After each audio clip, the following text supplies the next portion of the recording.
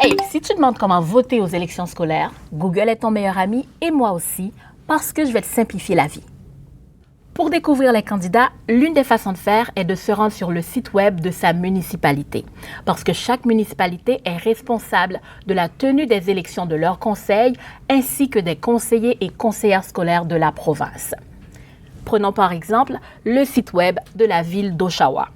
Il y a l'onglet « Candidats » qui permet de les découvrir. Même procédé pour le site web des villes de Toronto, de Mississauga, Et non, je ne vais tout de même pas me mettre à éplucher les 444 sites web des municipalités de la province. Non, non, non. On peut aussi se rendre sur le site web des élections municipales et scolaires de la province.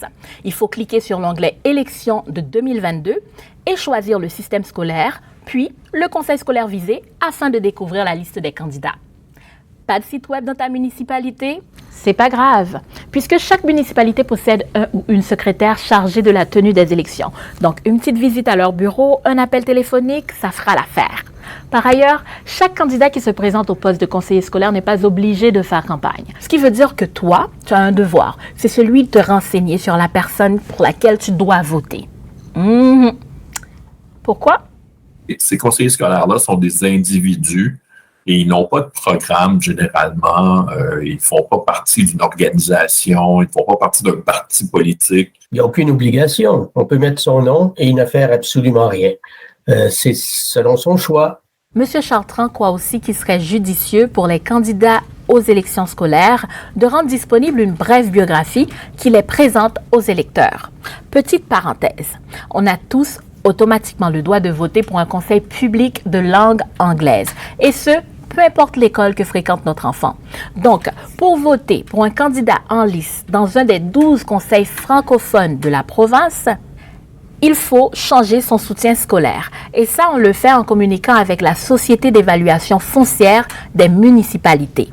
Il y a également le site Voter Lookup qui permet d'ailleurs de vérifier si les renseignements nous concernant en tant qu'électeurs sont exacts. Pour voter le jour du scrutin le 24 octobre, faut pas oublier de ramener sa pièce d'identité. Nom et adresse doivent y figurer. Donc le permis de conduire, la facture d'électricité ou d'Internet, ça peut faire l'affaire.